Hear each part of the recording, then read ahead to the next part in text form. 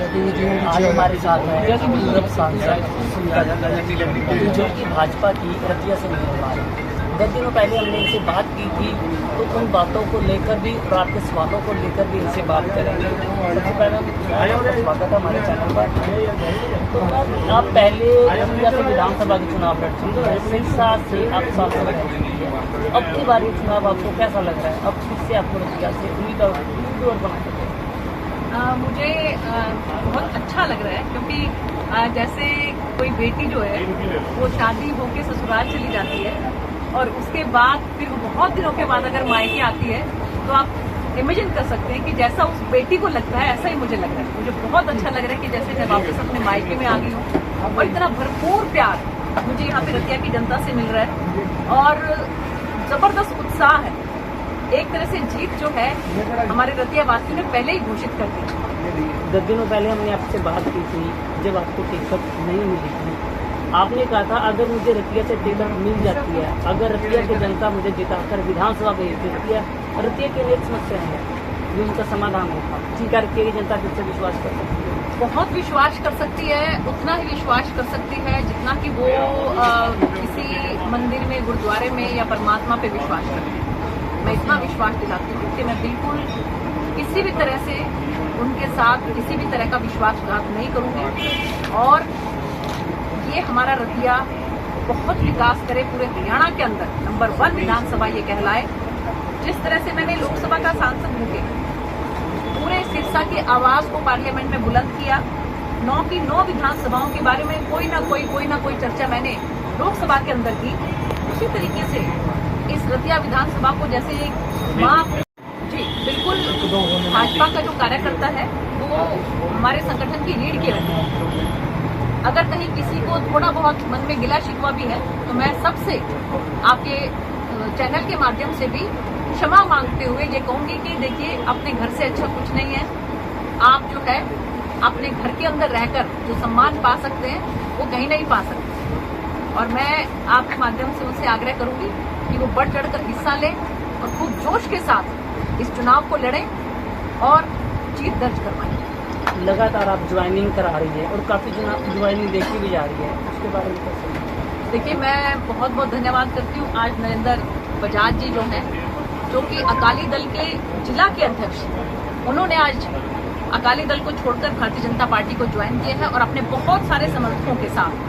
तो मैं इनका भारतीय जनता पार्टी के परिवार में बहुत बहुत स्वागत करती हूँ, तहे दिल से स्वागत करती हूँ और इनको पूरा विश्वास दिलाती हूँ कि इनका हमारी पार्टी के अंदर पूरा मान सम्मान जो है वो रखा जाएगा। देखा जाए तो लोगों में काफ़ी रोष भी है, रोष में है रतिया का किस्मत लगा लीजिए, दुर्भाग्य लगा लीजिए। पहले की बात करें तो हमेशा ये हुआ है कि जब सरकार के विपक्ष में जो सरकार होती है उसका हमारा विधायक नहीं होता। अब पहली बार हुआ था कि जो सरकार थी उसका विधायक था। पर लोगों में आपकी वीडियो भी एक वायरल हो रही है जिसमें आपसे सवाल जवाब पूछे जा रहे हैं, विकास कार्य इसको लेकर भी। देखिए, ये बहुत कुछ निर्भर करता है कि जो आपका जनप्रतिनिधि है वो राजनीति से चाहता क्या है। क्या वो राजनीति से अपना स्वार्थ सिद्धि करना चाहता है या कि वो जन सेवा करना चाहता है? जब भी जनप्रतिनिधि जो है वो स्वार्थ सिद्धि करना चाहेगा तो वो जनता की तरफ ध्यान नहीं देगा। तो इसलिए मैं कम से कम अपनी तरफ से ये विश्वास दिलाती हूँ कि 10 साल हो गए मुझे राजनीति में, कोई जो है छींट जितना दाग मेरे दामन पे नहीं। जिस ईमानदारी के साथ, मेहनत के साथ मैंने राजनीति की है, उसी पर मुझे पूरा भरोसा है कि जैसे पार्टी ने मुझ पर विश्वास व्यक्त किया है, रतिया की जनता भी मुझ पर विश्वास व्यक्त करती भी है और आगे भी करेगी। लोगों के मन में सवाल है, हमारे पास सवाल है। लोगों का कहना है कि अगर भाजपा की सरकार बन सकती है, सुनीता दुग्गल डिप्टी सीएम या मंत्री बनने के बाद रतिया की बात। देखिए, सबसे पहली बात तो है कि मेरी कोई बहुत ज्यादा महत्वाकांक्षा नहीं है। मैं एक विधायक बनकर ही इस रतिया की सेवा कर सकूं, मेरे लिए यही बहुत है। मैं बहुत बड़े बड़े सपने नहीं देखती कि मैं मंत्री बन जाऊं या क्या बन जाऊं। मैं केवल और केवल विधायक भी बन के रतिया की बहुत सेवा कर सकूं। मैं लोकसभा की केवल सांसद ही थी, लेकिन मुझे लगता है कि अगर आप कंपैरिजन करें तो शायद हो सकता है कि बहुत से जो मंत्री हैं उनकी लोकसभा से भी ज्यादा मैंने अपने इलाके में काम करवाया। तो नीयत क्या है जनप्रतिनिधि की, वो बहुत कुछ उस बात पर निर्भर करता है। मैं रतिया को जो है एक अलग ही आयाम पर लेकर जाना चाहती हूँ, क्योंकि ये रतिया इलाका 88% रूरल है, केवल 12% अर्बन है। तो इस रूरल एरिया को बहुत से पहले की जो राजनीतिक दल थे उन्होंने इसका एक्सटॉर्शन किया, इसका शोषण किया। कि ग्रामीण आंचल के लोग हैं, भोले भाले लोग हैं, इनको बहकाओ, इनका वोट ले लो और उसके बाद इसकी तरफ झांक कर मत दो। लेकिन मेरी राजनीति अलग तरह की है, जनसेवा की राजनीति है।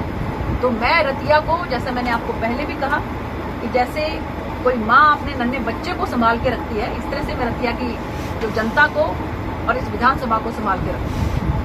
मैम पहले ऑफिसर थे, जॉब छोड़ के राजनीति में आने का कैसे आपको मन हुआ? देखिए, ये परमपिता परमात्मा की जो है ना, वो आपको इसके बारे में कोई ना कोई जागृति देता है।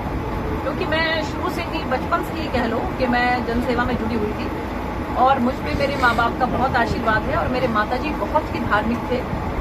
पिछले साल अक्टूबर के महीने में वो हम सबको छोड़कर चले गए, लेकिन अभी भी वो हमारे कण कण में, हमारे नस नस में बसी हुई है। उन्होंने जो संस्कार हमें दिए, सेवा के जो संस्कार हमें दिए, उसी की बदौलत जो है, क्योंकि राजनीति जो है एक आपको बड़ा प्लेटफॉर्म देती है सेवा करने के लिए, उसी की बदौलत हमने जो है राजनीति को ज्वाइन किया। और अभी आप देखिए कि जब से हमारे माताजी हम लोगों के बीच में से चले गए हैं, उसके अगले महीने से ही हमने पूरे परिवार ने, सभी बहन भाइयों ने, पूरे परिवार ने हमने माताजी के नाम से महीने के आखिरी एतवार को फ्री मेडिकल कैंप जो है वो शुरू कर दिया।